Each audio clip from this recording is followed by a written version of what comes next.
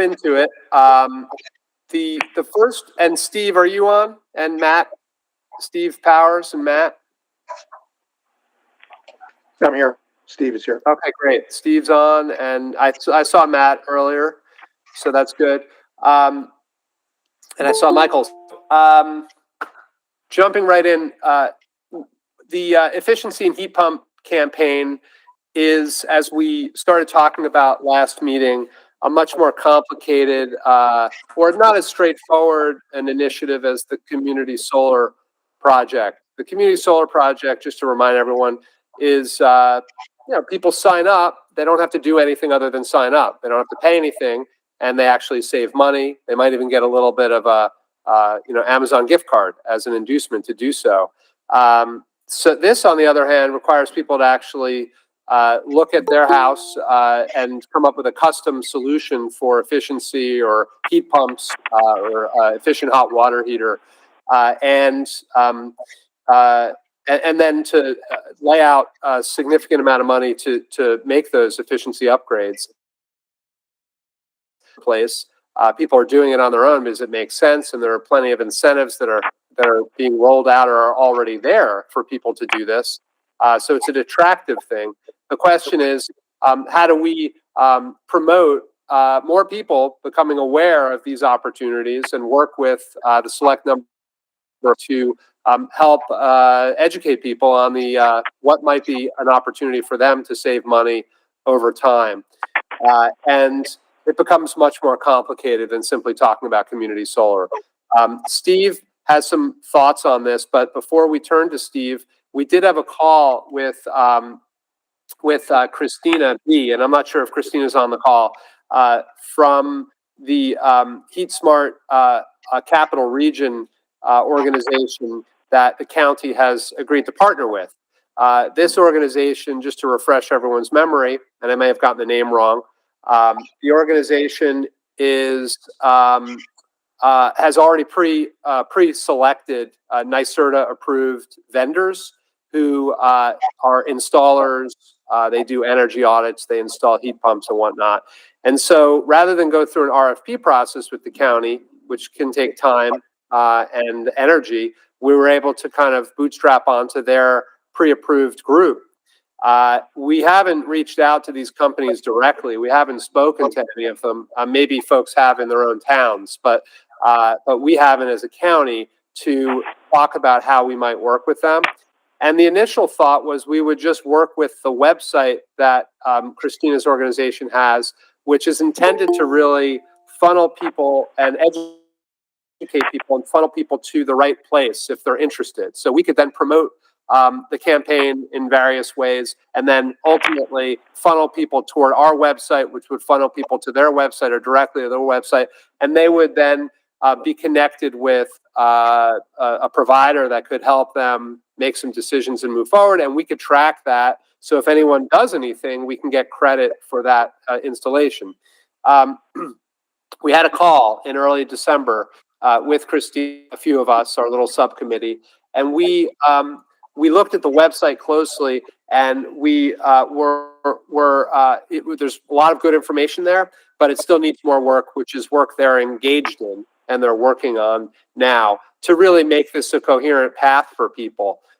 So we don't feel like in and of itself we could launch the campaign. We could just aim people toward that website. We could reach out to the providers and kind of take a more passive approach. And then hope that we get the 8 to 10 installations, and we get our $15,000 grant from Clean Energy, NYSERDA, and we move on with our lives. But I think our ambitions are more than that. I think we will actually want to have as many people in the county as possible participate in something if it makes sense for them, or at least be aware of it so they can make their decisions. So that I think will require our part than we had anticipated when we just thought we would just kind of funnel people towards this website. Now, having said that, the website is developing. And so I think it could become that tool that we hope it will, and we'll continue to work with Christina on that. So we have some ideas as to how we can move forward, and I wanted to open up this discussion, but Steve had some ideas initially, and I'd like to just turn it over to him to kind of explain where he thinks we're at and some initial ideas as to what type of outreach we might do. And then let's open it up to discussion to figure out how we move forward. Thanks, and Happy New Year to everybody. After our experience here in New Lebanon, where we had a heat pump campaign, the big problem was tracking the signups. And what my suggestion is to reach out to the vetted that we're working with, ask them to set up a link that could be put on the county page or whatever, just like we have with community solar, and offer an incentive of $100 or whatever it is that would go to the county as well as to residents. And even though $100 is not a lot when you're looking at 5,000 minimum for a heat pump, I think it does encourage people to go there, and that's a great way to track it. So that was my main input there. Okay. So the idea would be to take this list of approved vendors and for us, our committee, to reach out to them individually with a specific kind of agenda for that outreach, which is what I want to clarify right now. If people feel like this is a good path forward, I think we, at the very least, should be reaching out to them to communicate with them to help delineate the campaign. Christina, hi. Hi, thank you guys for having me today. I just wanted to speak a little bit towards what Steve was just talking about. We're very happy to track things. We don't,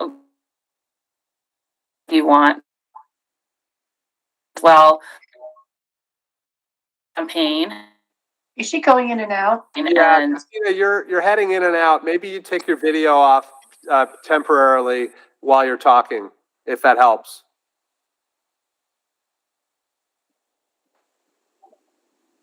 Now she's mute, probably. Yeah. Are you? I don't see you're muted. Can you hear me now? Yes, we can. Okay, sorry about that. That's okay.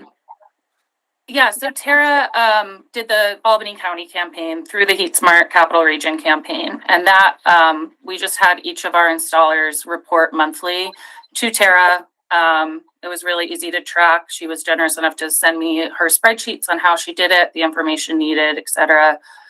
I've spoken to 3 of our 5 contractors. They're all completely fine sharing the information, happy to email it to me, and I make a spreadsheet for you guys. The incentive thing, I think, will be a sticking point. I think a big part of why the installers really appreciate the Heat Smart Capital Region campaign is that we understand their perspective as well, which is that it's a really tight market right now. Labor costs are really high. They're doing the best they can. These are really, really high quality installers. And I don't think asking them to make this kind of arbitrary reduction is just gonna kind of bring the right energy to the campaign. They are overwhelmed with work, and Columbia County, being rural, is not always the place everybody wants to work, because it's going to be an hour drive for their people, etc. They're all not hurting, you know, they're all very busy. So I don't think that is necessarily a path to go down. That's my opinion. That's very helpful perspective. You're working in these campaigns and you're working with these different installers. So, To that point, I'd really hate to see that become a barrier, that the installers would be less interested in coming to Columbia County because of the incentive piece. And I do agree with Christina. Certainly in my construction experience, it is harder to get them to come to Columbia County in the first place. So wouldn't want to put anything in the way of that. Other thoughts generally, we want to really direct this back to what our next steps are. Supervisor Knott. Yeah, thanks. As a previous, I'm somewhat retired installer, but I've been in the HVAC trades for years and been doing heat pumps for probably 40 years. And well aware of the market, and I do appreciate our efforts to try and run a campaign. I think the best thing that this committee can do is to just try and educate people on, the advantages and the potential incentives that are out there. As Christina well said, every contractor is behind. Not only are you behind in time because you can't find help, but you can't get equipment. The availability of equipment has been a real challenge for anybody. The market is changing constantly with what new equipment is out there and becomes available. So it's a challenge, but I think that, this committee can help educate people on things. Is your house susceptible to having a heat pump, hot water heater? And I use that as a quick example because they are a great quick fix for a lot of people compared to an electric tank if that's what you've got. But most of the time you need 600 or 700 square feet of free space in order for that heat pump to breathe in your basement or in a location. Today we find more and more of them built into tight locations, and they're just not approved for that. Those little facts, if the committee has them behind them and tries to help educate people on where is a good application for these different things, that's the best thing we can do, I think. Trying to get the developers to pay money. We are eligible for collecting some incentive money. I think if we continue to do well through NYSERDA, that's fine. But trying to get the developers to pay directly, I would object to. Yeah, Christina, I think there's a bunch of hands up, but Christina, I think you were first.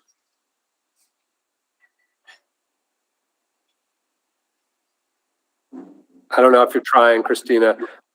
Well, let's turn to Terrence while and we'll circle back to you, Christina. Hi, I don't know how far this would go, but just throwing this out there, is there any chance of Columbia County offering like a property heat pumps? So the incentive would come from the county. It would be feeding, hopefully it would be feeding us getting a grant that would compensate for all of that and beyond. But just thinking of some way that if it's not coming from the providers, if it's something that the county can show the homeowner kind of our buy into it as well. And I think we would do state legislations in order to back that. Is anybody aware of that possibility? I am not. Yes, Christina. That is already in place. So on the Heat Smart Web incentives, there is a tax exemption for heat pumps for any energy upgrades. Really, to your, they're not allowed to increase your property taxes. That improvement. Statewide. Yeah, I think that goes toward the educational component that Supervisor Knott is talking about. It's really important, and we just have to make sure that people know that, as well as the whole slate of incentives that exist and that are coming down the pike. I agree that if we can do this well, and we don't need that many signups, we'll get a $15,000 grant from NYSERDA. That's great. That sounds like a good way to benefit from it. Dan, and then Jennifer, and then Brenda. Okay. My question is just, what should individual towns be doing at this point? I sent a scoping document into NYSERDA and got that acknowledged. And I've been talking to Christine about all this. Is there anything else that, somebody in my position, just as a coordinator of a climate smart committee, should be doing at this point? Yeah, the scoping document, I assume that you the town passed a resolution?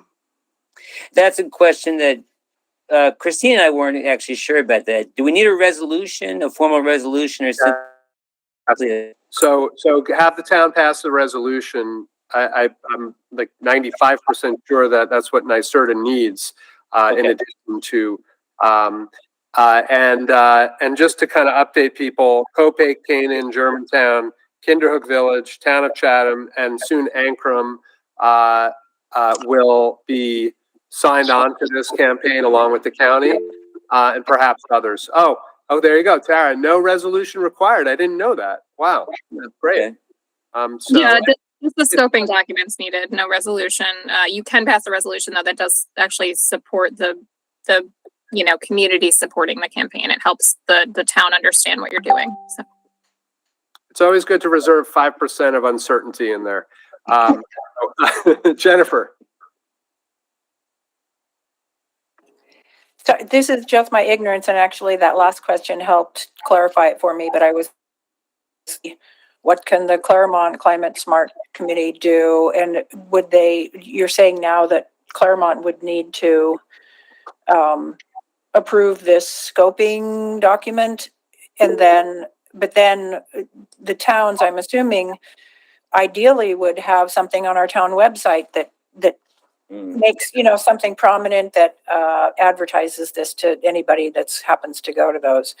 And that's the kind of thing I think that Claremont in particular, we have very low resources to manage our website, and our website tends to be pretty unfunctional. And so I would, but that's the kind of thing that it seems like the Climate Smart community could maybe encourage them to have a whole section of the website that advertises this sort of thing, just to get the word out. Yeah, that's really, we're trying to make it really easy for the towns to participate. So then if I think it's 5 or more people in the county are in your town that sign up, then you would get credit for those 5 toward a $5,000 NYSERDA grant.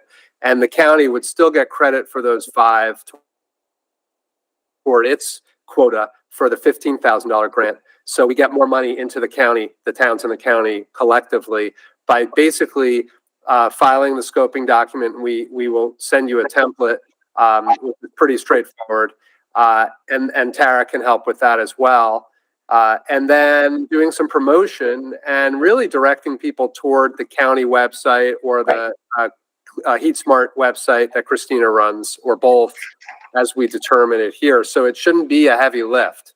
And just following on to be sure that I understand how it works, all the information that this group generates automatically gets passed somehow to the town Climate Smart community groups. Like, do the guys that are running, because I'm not part of the Climate Smart community for my, group for my town, but do they know all of this already? Or they may not, but the towns, Wendy, I'll let Wendy answer this, but she's communicated with each town and sent a draft resolution we thought we needed, and a draft scoping document or an example. Wendy, can you speak to that really quickly? Yeah. Hi, Jennifer. I did email all of the town leaders, village leaders, and the city mayor, and gave all that information. I'm not sure do you have a contact information for the person that does the climate in Claremont? Because I can send that the email directly to them, or send it to however works best for you. Yeah, I can get Jeff Scales' email address. I think he's the person. Okay. And I'll email that to you. Okay, perfect. Wendy, just to make sure there are multiple opportunities, would you mind sending that email out to all of us, and then if we are talking to someone, we can just pass it along. Sure. So I'll just forward this committee what I sent out to all of the supervisors, and you can do what you wish with it. And you don't need a resolution now. We know that, so that's important. Tara did make a good point about the resolution, though. If the towns do decide to do a resolution, that I think residents pay more attention to that type of thing. So it's just a little added publicity for the campaign. It's always a good idea, because you want this to be something that everyone's kind of understands and is bought in on, and you don't have someone at a meeting saying, "Wait, we didn't approve that," and "Oh, you didn't have to," and it gets into that. Steve. Yeah, I just wanted to respond to Dan. As part of the scoping document, I don't know if you did it or somebody else, but there should have been a list of projected events that you're going to have to promote the heat pump campaign. And if not, whatever, you can, what we did is we had webinars, every other month or so, and reach out to one of the suppliers that you're working with for installers for the heat pumps, and they'll be happy to do it. Tara did I'm not sure if Tara's doing it or Christina would probably do it as well, and we promote it through the library, whatever works for you in your town. That's great, Steve, because that's the kind of thing that we need to kind of develop and discuss right now. What are the events and outreach efforts that we will focus on in the coming months, and then working with Christina and the providers in how to do that. You know, can we co-host an event with a couple of the providers or one of them, a Zoom event, and then promote that and get people? That's been very effective in the towns that have done this. I know. Brenda, do you have your hand up or is it down now? No, it's still up. Go ahead. So I had two questions. We've also had our scoping document approved. Do I need to notify someone that it's been approved and that we're moving forward with our campaign? How are the town and the county coordinating their campaigns? First question. Second question is circling back to Christina. I think she said that she talked to 3 of the 5 contractors and they're happy to share data. Have the other 2 been contacted, or are you just in the process of finishing the list? Yes, I've called out to the other 2 that just haven't been returned yet. The 2 in question are Rycor, who I'm sure will be very amenable. They're just very busy. And Aztec Geothermal, who is actually considering leaving the Columbia County territory. They're kind of too busy to go into rural areas. So I'm going to make a big plug that they'll have a lot of concentrated good business coming in now. So hopefully we will have that all sorted out in the next few days. Thank you. Just to clarify that, Aztec, all they do is geothermal. Is there overlap with the others in case they drop out? I would hate to try to cajole them into doing it and then having them not be good providers for people, you know, not cajole, but, you know, urge them. Are the only option we have on our installer list for ground source heat pumps. So I would love to have them still in the whole territory, whether we're doing this campaign or not, just because it is a more expensive option, but it is an incredibly efficient option. And as the Inflation Reduction Act comes down, the incentives for that will be even better. Yeah. Okay, great. So the first part of my question, David, was other than notifying Wendy that our scoping document has been approved and we're moving forward, does the town need to do any other coordination with the county? I think we, you know, off the top of my head, I think we need to develop our plan, at least some initial steps, website, social media, events. They could be in person, they could be remote. And then we need to communicate that out to the towns that are participating and identify where we can collaborate, or if there are additional events or efforts that those towns are embarking on. So we all know what we're working. You know, we're all working on, on different parts of the campaign. We're all aware of what everyone's working on. That just seems logical to me, but, you know, obviously open to everyone's opinion and ideas.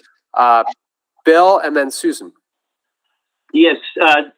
What we were planning, just to follow up what Steve was telling Dan, with our campaign is to insert flyers into water bills or tax bills. In the village, we have a water bill twice a year, so we could put out 2 mailings that way. I have people volunteering to stuff envelopes with the clerk, so that's going to save them energy and time. The other thing is, as far as incentives for the residents, there is a tax credit, a federal tax credit for that sort of energy efficiency installation. And I think that New York State also has it applied. I know they apply to solar. I'm not sure about the heat pumps, but that's another, plus to tell people who are going to be paying their taxes, especially in the next few months. The flyer idea is really great. That would be a town, the tax bill comes out from the town. Mm-hmm. So if we could coordinate with those participating towns and try to do something like that. I'm not sure if we just got our tax bill in the mail for again. So that already happened. I'm not sure if that's happened with the same schedule in every town. But that's a great idea. Susan. Thanks. Does the county campaign have a timeline? I ask because our town is in the process of redoing our climate webpage, and if we can start promoting soon, I'll have them hold off. I'll have us hold off. But if it might be a bit, then I'll say let's just put our changes in now, and we'll have to go back and add stuff later. Well, I would say the campaign is live. I mean, it's just we're not actively promoting it yet. That's what we're trying to figure out. The website is up, and it's pointing to, I believe it's pointing to the HeatSmart website, and so for those providers. And so if people sign up and they do something tomorrow, and we can get that information from the company, that should count. So I don't know what the termination date is. We don't have a termination date, I don't believe. But I don't know if we need one to just continue forward, and then we'll decide as we go how it's going. Okay, thanks. Curious what people think. Sure. Supervisor Knott? Yes, just wanted to confirm that yes, all the town tax bills do go out at the same time. Villages and cities are on a different fiscal schedule, but the towns all go out. And I do believe, and I can check with our director of real property again, but I know this is, but I do believe it is illegal to stuff stuffers into the tax bill process. Something with New York state law restricts that. So I know it always seems like a great idea, but I think that's not allowed. But I can check on that for everybody.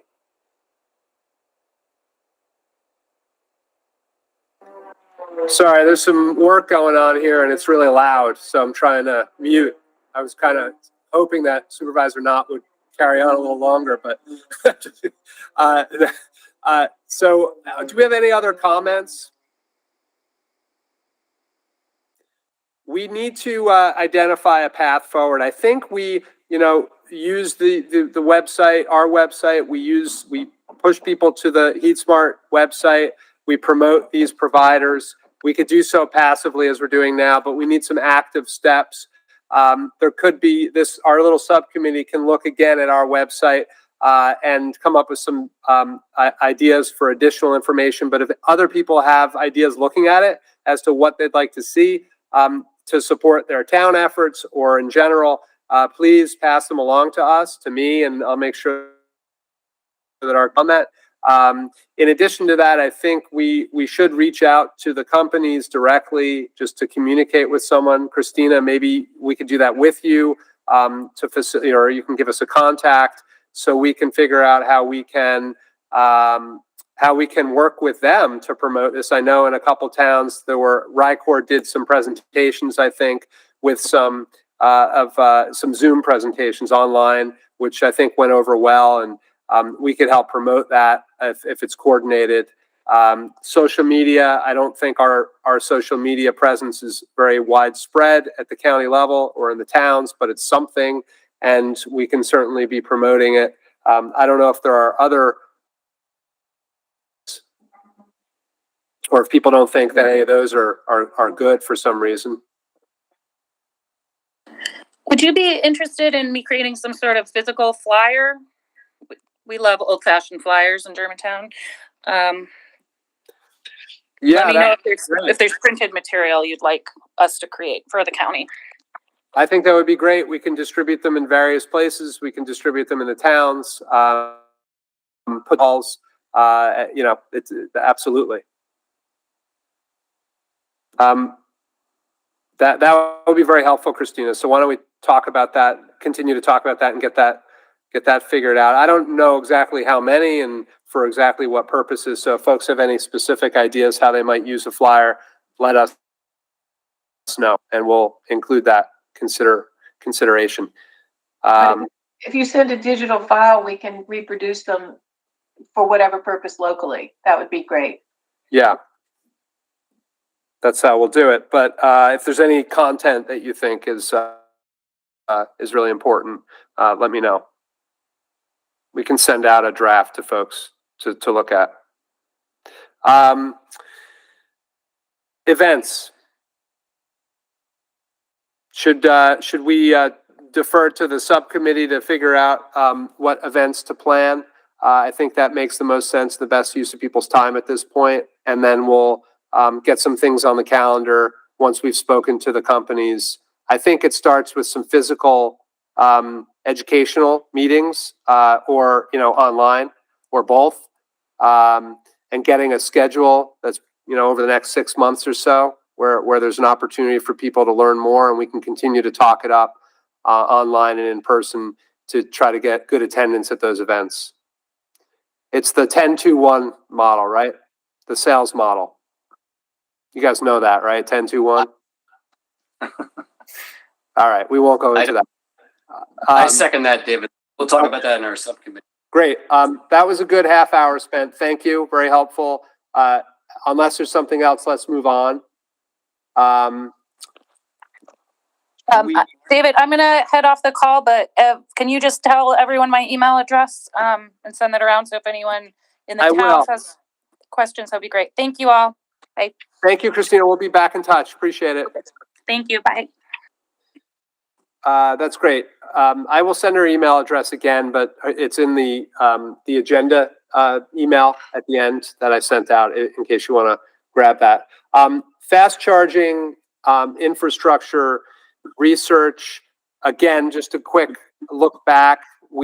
Last summer there was a zero emission vehicle grant from DEC that we became aware of kind of late in the game a bit. But there was still an opportunity, and we talked with Plug-in Stations Online, which is a local vendor of installation of level 2 and level 3 charging stations in the area, we had spoken to previously about possibly doing something. We had a good discussion in the fall about what the opportunity might look like, kind of broadly.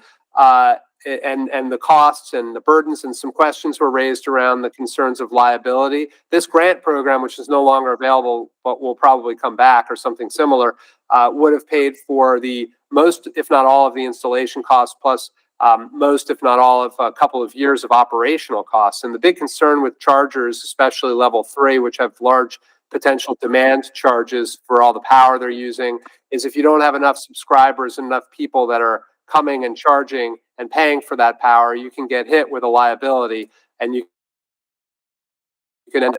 And so you have to be really thoughtful and smart about how we do this. And the town, or the county rather, doesn't want to carry an unknown liability like that, which makes a lot of sense. That was the concern. We'd like to continue to work on this in the new year and to really answer a lot of unknowns about what the economics really look like. Where's the break-even point? What models of development are out there for a county-owned, a privately owned, a collaborative project, or a third-party developer that works specifically on developing these chargers and then kind of manages and runs them. I got the name through Ron Semp, who presented to us a couple of years ago. He used to work for Plug-in Stations, and now he works for a large manufacturing company called, I can't remember the name of it right now. I'll tell you in a minute. Anyway, he recommended that we talk to Livingston. Hold on a sec. Livingston Energy, which is out of Schenectady.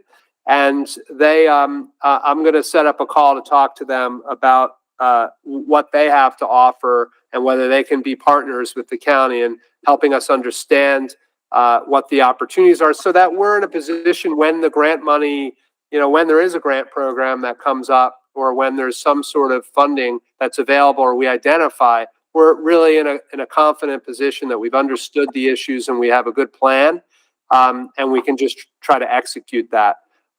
So that's my thinking right now, and I can report back. Haven't spoken with them yet, but I'd love to hear other thoughts that people have. I know Brenda's hand is up. When I was doing Christmas shopping, I noticed in Massachusetts, in Berkshire County, and a couple of other places that a lot of the shopping malls now have the fast chargers, near the big chain stores or the food stores.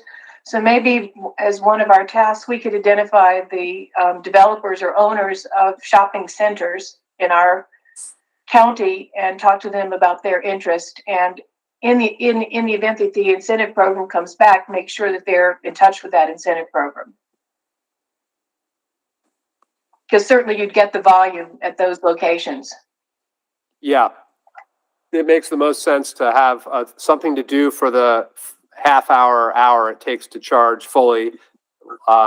So that is absolutely that's a great idea, and I think once we are in this process a little more and we have a sense of we need some expertise to help advise us on those technical questions of implementation, cost sharing, the economics really of it, and ownership models. Or lease models for how this can work and how the county can help facilitate it. The county doesn't need to own this and probably doesn't want to, but we need to understand that. So Matthew. Hi, yeah, I dipped my toe a little bit into research on this issue, and obviously we've got a lot going on with the heat pump campaign, so this is going to take some time. But the major takeaway is that we just obviously need to pay attention to the programs because they're going to be funded again, I'm sure. The state submitted a plan, the DOT, Department of Transportation, submitted a plan back in August. I can try and put the PDF in the chat, and it has a lot of interesting information with the traffic flow and such. Federal funding for the level 3 chargers is available, although it's tricky. It has to be along obviously the I-90 corridor. So that would be the qualification, but I'll put the PDF in the chat. The state program, if you skip ahead to, it's an 80-page document, but if you skip ahead to page 50, there's a lot of programs that and incentives that will likely be refunded this year. I think the program is going to be, the Inflation Reduction Act is going to be funded in 2025, 26. So these things will probably get re-upped again and again. But that's my major takeaway, was that we just have to keep, stay on the ball with this funding because it comes and it goes like the tides. So I'll try and put that information in the chat so everyone can read it at their own leisure. Thank you. That I did notice on Livingston Energy's website that they participate in that federal funding program. I forgot what it's called offhand. So that's really helpful background information. So that's all we have on that, unless there are other comments and questions. Really, we're in a research phase. We're just trying to gather information and come back with ideas that are well honed. And I think we'll have plenty more opportunity to talk about this moving forward. So moving along, I'm not sure if Tara, I don't think there's an update on the climate adaptation resilience plan, but maybe someone knows, Wendy or Tara. We're waiting on Cornell essentially to reach out to us to start this process, or maybe they have. I don't really know. I haven't heard anything. So they did send an email out. They're setting up a doodle poll to basically find a kickoff meeting time. So that did go out. I think it was last week if people saw it, and that meeting hasn't been scheduled yet. But that's the latest update. And who sent that? I don't remember seeing it. It was Connor Young from Cornell Extension. I'm not sure if you're on the list, David, because I feel like it might just be Wendy, but I think they could probably easily add you. Maybe yeah, that would be great. Just so I'm aware of what's going on. That would be helpful. Can you ask them to just add me to the list? I can, yes. Great. Has that meeting been scheduled yet? It has not, that I've seen. Okay. Wendy? Tara, I wasn't on that list either. I'm wondering if it's just the people, the towns perhaps that are going to be participating in this. I'm not quite sure who their county rep is. Gotcha. Yeah, maybe that they didn't have the county on there. I don't know. Municipal outreach. I will check with Connor and just see what's up with that. But both you and David should be on for the county. Is that correct? Yeah. Yeah. We need I think it's important just to kind of know what's going on. Wendy, Yeah. I just see your name on the list, on the email. David, I didn't see yours though. Okay, I didn't get anything from Connor, so he might not have my email correct then. I'll forward you the email Okay. again. It may have gone to spam. Thanks, Steve, and thanks, Tara. So we'll get that worked out, and then as we know more about this process early on, and any opportunities or needs for us as a group or individuals to participate, we'll communicate that. Thank you.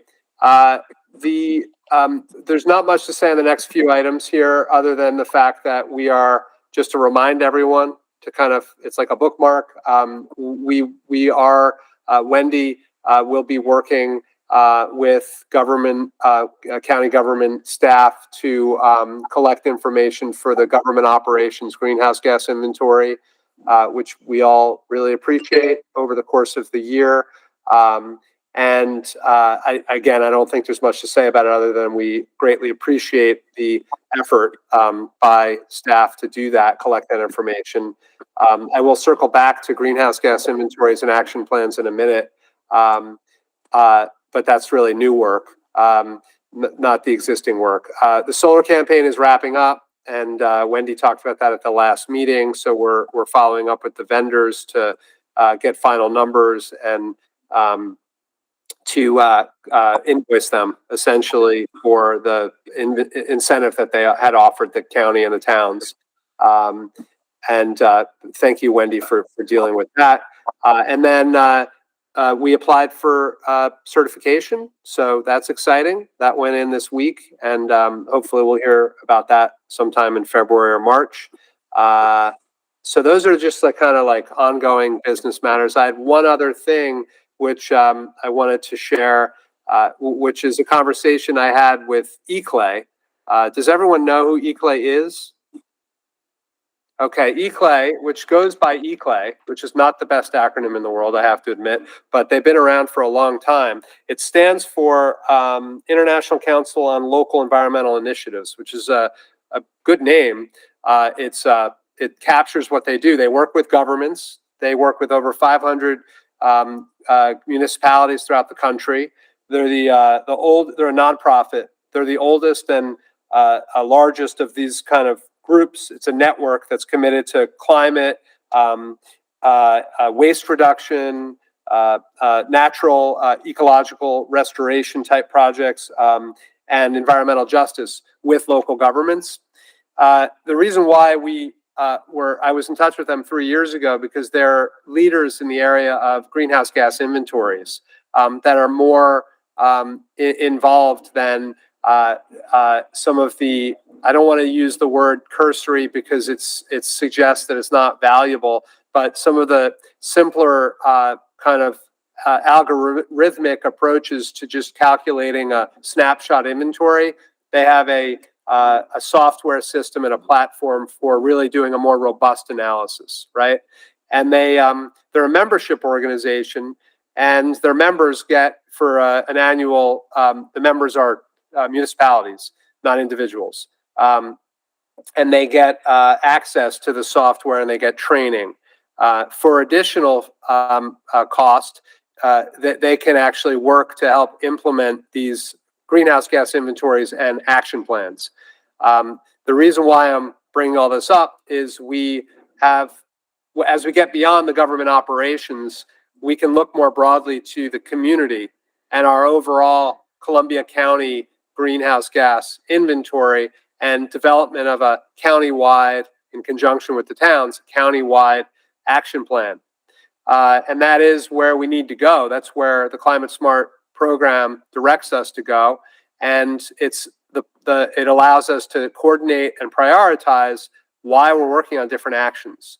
It also allows us to have a stakeholder process that opens this up to the community, that allows folks to, thank you, Steve, that allows us to put a coherent plan out there, get feedback, get community buy-in, and develop the resources and the tools for more sophisticated action. We want to have more bike paths throughout the county, which we all, I think, want.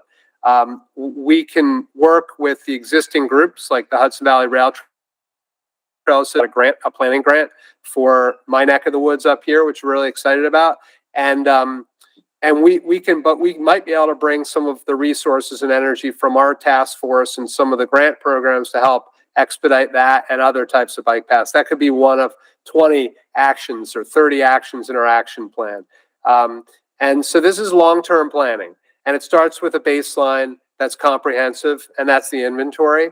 And this is the twin of not the twin, but the kind of the two pillars of resilience and adaptation on the one hand, which we're already launching that plan with Cornell, and mitigation on the other hand, an action plan to reduce our emissions over time and save money. So that is why this is so important, and it is a logical next step in our long-term planning. He told me that, so the subscription fee is, Cal is our local representative, Cal, and I'd like for him to come and present to us at our next meeting. And I've asked him to do that. And so I want to hear people's thoughts on that. But basically, it's a $1,200 subscription to get access to the network and the software and the technical assistance. But for about $15,000, they will help us actually implement the inventory and an action plan. But between $15,000 and $30,000 for a really comprehensive action plan. And if we want to do a large stakeholder process where we actually have meetings and we put ideas out there in the community over a period of time, and we collect feedback and we iterate, then that might be up to about $50,000. So it's not a huge amount of money. We have about $15,000, anywhere from 10 to 15 in money that we've already raised or we're going to bring in through the payments for the solar campaign. If we succeed in the heat pump campaign, that's another $15,000. So we're looking at anywhere from $12,000 maybe to $30,000 of resources that we should have available to us based on what we brought in. The DEC Climate Smart Community Grant Program opens in April or May, and closes in July or August.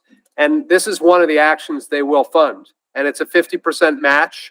And so we could potentially ask for $15,000, $20,000, or maybe even up to $30,000, and have significant resources to do this really well over the next year or two. And so that's what I would like to work toward.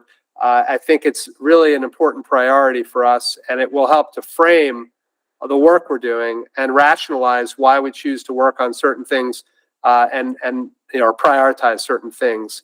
And it will also help unlock the opportunity for funding. If you don't have a plan and you haven't worked on the preliminary steps of those actions, you're much less likely to get funding. So I have one other thing on this, which is learned from Cal, and then I want to open it up. The Energy Efficiency Conservation Block Grant Program, I don't know if folks know what that is, but it's an Obama-era program that has now been revived. It started about 10 years ago. It's been revived, and it's a funding mechanism where Department of Energy provides block grants to every county in the country based on population. It could be $100,000 or more. I don't know what it would calculate. And these grants are provided automatically, is my understanding. And that this information should have been communicated or was communicated to someone in the county government at some point recently that this is coming back this year. Or if they haven't gotten it, they should get it. So I was going to ask Supervisor Knott if he's aware of this, or if he could help us find out, where this communication is. That money can be used for all sorts of things: energy efficiency, renewable energy. It can help to pay for things like greenhouse gas inventories, planning, action plans. They really want projects to come out of this. It's not so much, but I think it's a pretty broad grant. So that money is available, and eClay is ready, willing, and able to work with us on helping to program some of that funding and also helping to apply for additional grants moving forward. So I think a partnership with a group like eClay makes a lot of sense for us, and we should evaluate that and meet Cal and talk about it. Jennifer. Sorry. So Cale Roberts was actually one of our grads from about 10 years ago from the our climate science and policy program. And he's fabulous, and he's actually teaching for us now. We just had a meeting yesterday about what he's doing this spring semester with the climate science and policy grad students, an applied thing in Ulster County. But so just a plug for him. He's super knowledgeable and a great person to work with. But kind of on the other side of that, you said, oh, 50,000 doesn't sound like very much money. It sort of sounds like a lot to me, but I was wondering if you mentioned kind of a number of different things. So it sounds like if ICLEI just did the greenhouse gas inventory, that's, 15,000. And if they then help us develop a climate action plan, that's yet another, so is that how it works, that there's sort of a menu of levels at which one could pay for them to partner with us? And to some degree, they're taking the burden off of this volunteer committee, who would often be the people who would do some of this stuff. So is that sort of how it works, that it would, there's levels at which for different prices we can get them to help us? Yes, that's how it works. And we can get obviously a specific proposal from them that has, a la carte, has different options, and we can decide what we think is fair. I don't mean to say that it's not a lot of money and say that, that money's available. It's not available yet. All I'm saying is I see a path for us to be able to raise that money this year, and not have it be a tax on Columbia County taxpayers, and not have it be a cost on our current budget. And that's been a goal of ours all along, is to kind of fund ourselves. I do think it's important, and I don't take it lightly if they can do a comprehensive job, but I do think it's important to try to find mechanisms to partner with outside consultants and experts, because we are volunteer, and because Wendy is half-time and taxed with a lot of other responsibilities, and it's very difficult for us to to actually dig in and do the work that takes the minutia of the work. So I didn't mean to say that lightly, like we just snap our fingers and it happens. It's not going to happen that way. We'll have to write a grant. We'll have to work with the county board of supervisors, make sure that the funding that we think is available and we can use it. And then we have to look at whether there's funding from this block grant that and where that money is going. It'd be great just to know how it's going to be used, if it's been if it's been allocated, or how that process works, so we can participate in that, or at least be aware of it and provide some advice to the county as it makes its decisions on how to use that money. Right. And I'll just add that our graduate students need to do a 4 to 6 month internship as part of their 2-year program with us, and doing things like helping with greenhouse gas inventories for towns have been the kinds of projects that our students have done in the past. So just throwing that out there, so that especially if Kale was our contact, that would make it super easy for us to potentially identify a grad student that could assist with something. And that might help defray. I mean, not that the grad students work for free for their internships necessarily, but usually it would cost a lot less than just hiring a PhD professional to do that sort of thing. So anyway, just throwing that out there, that the Center for Environmental Policy does have a whole crew of, there are 8 grad students this year that will be starting their internships in June this coming year in that track, the climate science and policy track. That's really great. That's phenomenal. That's why we really value having you on the task force. Not the only reason, but that's really great. And if there are other ideas that you have or they have as to projects, what we're working on, or assisting on some of our the work that we are working on now. I mean, we do have this greenhouse gas inventory for government operations that we'll be doing this year. And Wendy may need some assistance. Maybe that's helpful. As we're doing research into the fast charging infrastructure, that might be something as well. So that's a great resource. Thank you. So I just wanted to give everyone an update that that's something that's a discussion. It's in process, and I'd like to bring Kale in at our next meeting to talk to us about ICLEI and about this, this path forward for developing a kind of an inclusive, transparent climate action plan for the county, and of course for the towns. I mean, there's a lot of activity right now where the towns are doing their own inventories, and that's great. I think more information and the more engagement there is and people understanding where our emissions are coming from is terrific. There's some level of duplication and overlap. So if we can come up with something comprehensive, it can alleviate some of the need for the towns to do that and to do it less comprehensively than what we might be able to do at the county level. That's all I have. So wait, it's 10:57. It's a thing of beauty. Less than an hour. Brenda, you're muted. Can we approve the minutes from last month? Yes. Do we have a motion, please? Or any comments on the minutes? Any edits, corrections? I'll make a motion. I'll second. Bill seconds. All in favor?